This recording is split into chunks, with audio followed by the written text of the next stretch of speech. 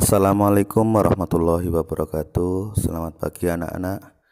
Bagaimana kondisinya? Semoga dalam kondisi sehat semua. Amin. Untuk pagi hari ini kita akan melanjutkan pembelajarannya, yaitu tema 4, subtema 1, pembelajaran 1. Adapun KD-nya yang pertama yaitu Bahasa Indonesia KD 3.5, kemudian IPA KD 3.8 dan IPS KD 3.3. Selanjutnya tujuan pembelajarannya yang pertama yaitu setelah membaca cerita tentang pelestarian alam, siswa mampu menilai tokoh yang ada dalam cerita dengan detail. Yang kedua, setelah membaca cerita tentang pelestarian alam, siswa mampu mendeskripsikan tokoh melalui gambar dan tulisan dengan perinci. Yang ketiga, setelah membaca teks dan mengamati gambar tentang pekerjaan di pegunungan, siswa mampu membandingkan jenis-jenis pekerjaan yang ada di sekitar mereka dalam bentuk diagram Venn. Yang keempat, setelah membuat diagram Venn, siswa mampu mengembangkan laporan tentang jenis pekerjaan dalam bentuk tulisan dengan lengkap. Yang kelima, setelah berdiskusi, siswa mampu menginformasikan pentingnya menjaga keseimbangan alam dan kelestarian sumber daya alam dalam bentuk peta pikiran. Kemudian yang terakhir, setelah berdiskusi, siswa mampu menuliskan contoh kegiatan yang dapat menjaga keseimbangan dan kelestarian sumber daya alam dengan lengkap. Ya, itulah tujuan pembelajaran pada pembelajaran 1 pada tema 4 pagi hari ini. Siapkan buku paketnya untuk menyimak apa yang Pak Guru sampaikan. Ya, selanjutnya untuk pembelajaran 1 yaitu tentang jenis-jenis pekerjaan. Perhatikan lingkungan tempat tinggalmu. Apakah kamu tinggal di pegunungan, di dataran rendah, atau wilayah petani? Bagaimana jenis tumbuhan yang terdapat di sana dan pekerjaan apa yang ada di sana? Untuk memahami, mari kita pelajari bersama. Berdasarkan jenisnya, pekerjaan dibagi menjadi 2. Yang pertama yaitu pekerjaan yang menghasilkan jasa, contohnya guru, polisi, dokter, TNI, dan lain-lain. Yang kedua, pekerjaan yang menghasilkan barang, contohnya petani, pedagang, peternak, dan lain-lain.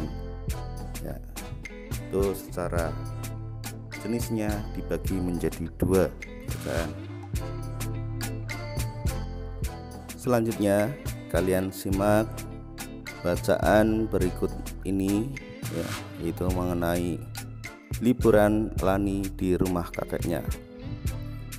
Tempat hidup tanaman teh. Teh merupakan minuman yang banyak dikonsumsi oleh masyarakat di berbagai belahan dunia.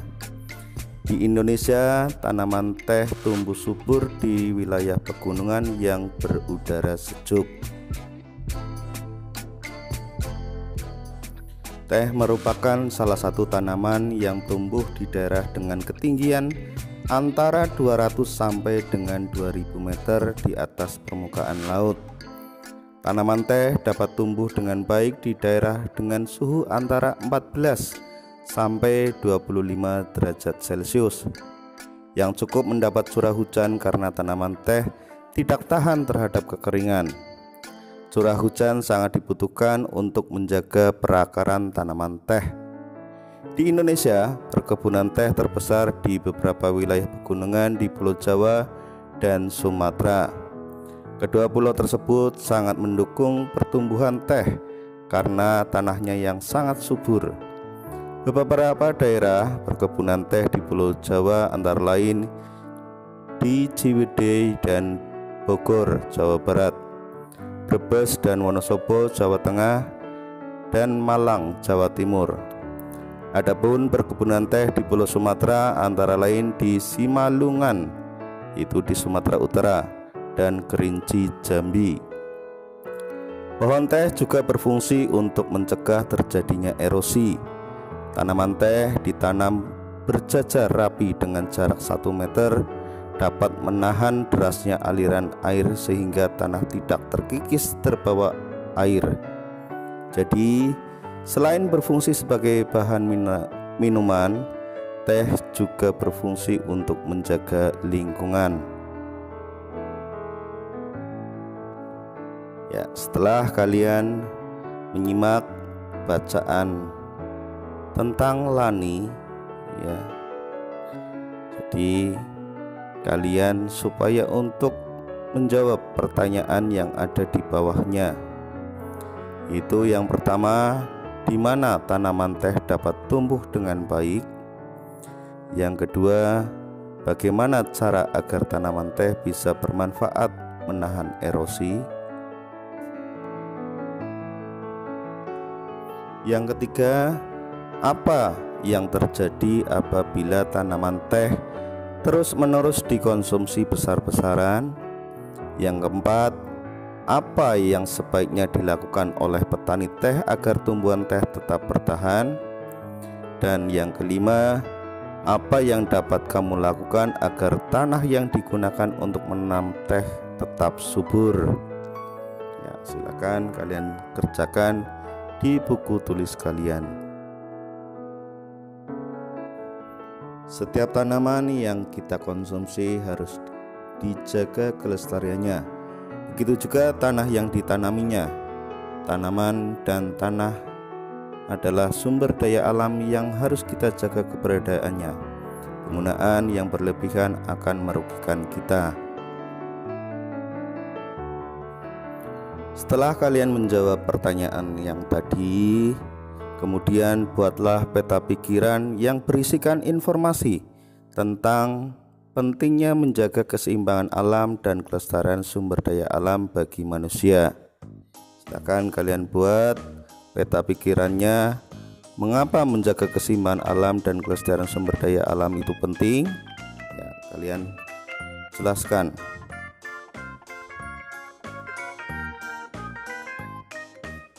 Selanjutnya, kalian amati gambar yang ada di bawahnya. Banyak masyarakat yang menikmati teh. Akan tetapi, tahukah kamu tentang proses pembuatan teh? Ya, silakan kalian amati gambar yang ada di buku paket kalian. Situ terdapat gambar perkebunan teh, kemudian orang yang sedang memetik teh, kemudian cara pengolahan daun teh dan pengemasan teh. Untuk mengolah teh menjadi minuman, banyak jenis pekerjaan yang terlibat. Ada penanam teh, pemetik teh, penggiling daun teh, dan pengemas teh. Apa yang kamu ketahui tentang jenis pekerjaan di sekitarmu? Tulislah hasilnya dalam diagram Venn.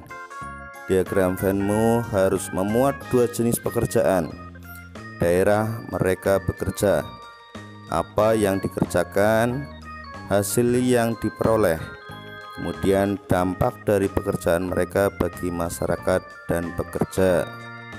Ya, silakan kalian buat diagramnya sesuai dengan contoh yang ada di buku, dengan memuat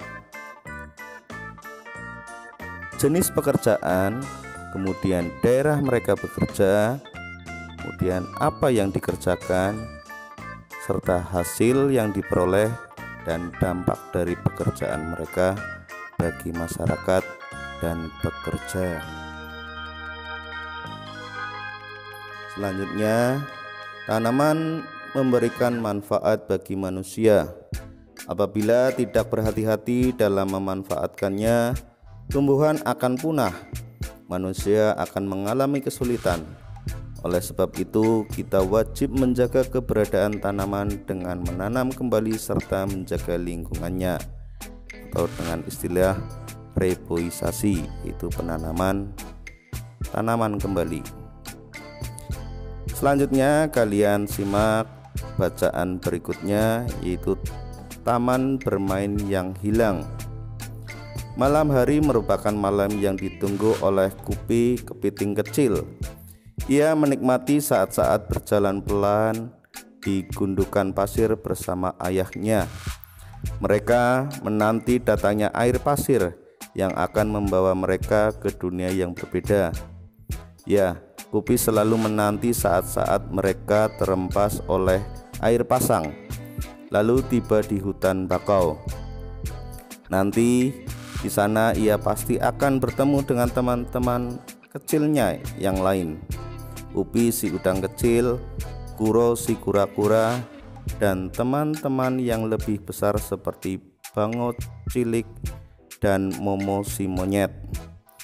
Di antara akar bako mereka bisa bermain kejar-kejaran, petak umpat, atau tidur di sela akar yang melintang. Seru sekali saat-saat itu. Ada kalanya mereka berpisah terbawa oleh pasang surut kembali ke laut bebas. Namun suatu hari mereka bertemu lagi dan bermain bersama lagi.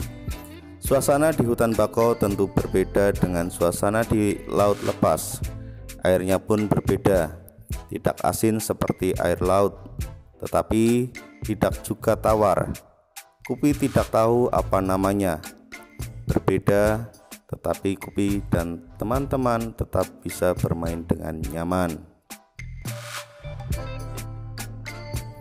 Malam itu, di pesisir pantai, Kupi bertanya pada ayah, "Ayah, mengapa kita tidak lagi pernah bisa bertemu dengan Bango Putih teman ayah? Aku juga sudah rindu bertemu dengan sahabat-sahabat kecilku. Aku sudah lama sekali tidak bertemu dengan Upi, Kuro, Bango cilik, dan Momo. Mengapa sekarang susah sekali kita bertemu dengan mereka ya?" Sambil berjalan pelan di gundukan pasir, ayah Kupi menjelaskan perlahan, "Kupi, sayang sekali hutan bako tempatmu bermain sudah rusak. Ayah dengar dari paman nelayan, manusia di pesisir pantai sana ingin membuat bangunan-bangunan yang tinggi menjulang. Mereka butuh lahan yang luas. Mereka menebang habis hutan bakau. Mereka membangun gedung tinggi menjulang ke langit di atas taman bermainmu itu." Ayah menjelaskan pelan. Sesungguhnya ia tidak ingin Kupi sedih, tetapi bagaimana lagi? Ayah tidak ingin Kupi terus menanti tanpa kepastian. Kupi tertunduk sedih. Pupus sudah harapannya bertemu lagi dengan sahabat-sahabat kecilnya. "Mengapa manusia begitu jahat, ayah? Mengapa manusia tidak memikirkan kita, makhluk kecil di pesisir pantai? Mengapa manusia hanya memikirkan dirinya sendiri?"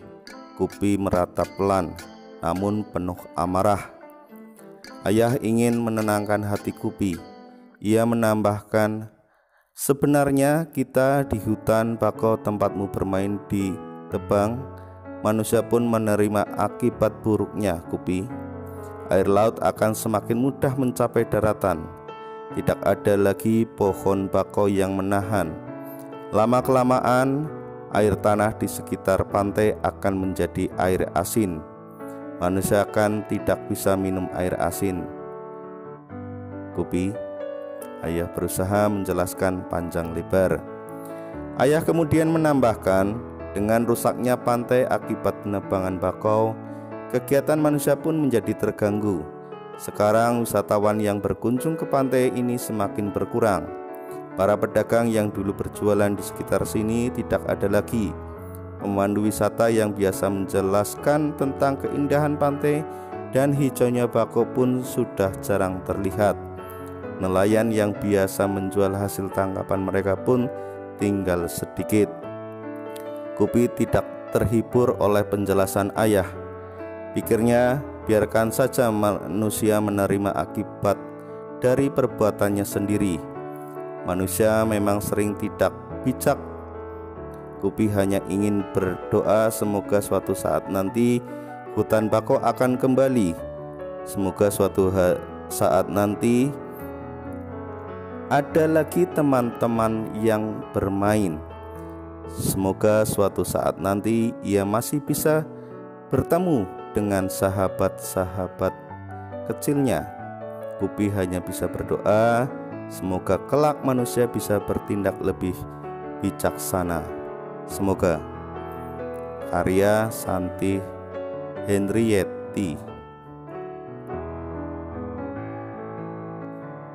Ya, setelah mendengarkan cerita tentang bacaan di atas, kalian kerjakan soal-soalnya nomor 1 sampai dengan nomor 5 dengan menjawab dari bacaan yang tadi. Yang kedua itu contohnya, apa yang bisa dilakukan Kupi dengan ayahnya? 3. Mengapa Kupi sedih dan marah? Kemudian yang keempat, gambarlah salah satu tokoh. Tulislah pendapatmu tentang tokoh tersebut. Kemudian yang kelima, apakah gambarmu sama dengan temanmu? Ya, nanti bisa Pak Guru bandingkan antara gambar temanmu dengan yang lain.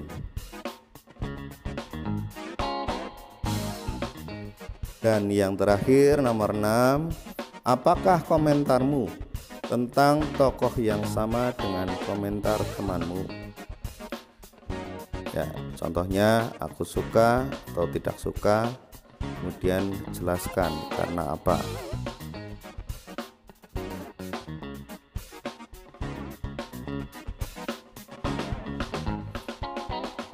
Betapa tumbuhan sangat besar perannya dalam kehidupan kita. Kehidupan yang nyaman tercipta dengan keadaannya berbagai tumbuhan penjaga lingkungan di sekitar kita. Ya, kemudian perhatikan fakta tentang manfaat bakau berikut. Ya, kemudian lalu jawab pertanyaannya. Yang pertama, manfaat bakau yaitu melindungi pantai dari erosi dan abrasi. Adanya bakau di pesisir pantai bermanfaat untuk menjaga agar garis pantai tetap stabil dan tidak terkikis oleh terpaan ombak. Rumpun-rumpun bakau mampu menyerap energi gelombang yang datang sehingga hanya riak gelombang yang sampai di sisi pantai. Yang kedua, menahan rembasan air laut ke darat. Yang ketiga, sebagai perangkap zat-zat pencemar dan limbah industri. Selain dapat menjaga daratan, bakau juga memiliki peran penting dalam mengurangi polutan di air laut. Kemudian yang keempat, menciptakan udara pesisir yang bersih dan segar. Daun bakau dapat menyerap gas karbon dioksida dan melepaskan oksigen ke lingkungan. Dengan demikian, udara di sekitar pantai tetap bersih dan segar. Yang kelima, menjadi habitat alami berbagai biota darat dan laut. Kelestarian hewan laut dan darat seperti udang, kepiting, berbagai jenis ikan, burung, monyet, serta biawak terjaga dengan adanya hutan bakau di pesisir pantai. Yang terakhir nomor 6, mengurangi dampak bencana akibat gelombang laut seperti badai dan gelombang pasang. Ya, kemudian pertanyaannya kalian jawab, mengapa kita harus menjaga kelestarian tanaman bakau? Yang kedua, apa yang terjadi jika hutan bakau rusak? Yang ketiga, bagaimana hutan bakau dapat menjaga keseimbangan alam?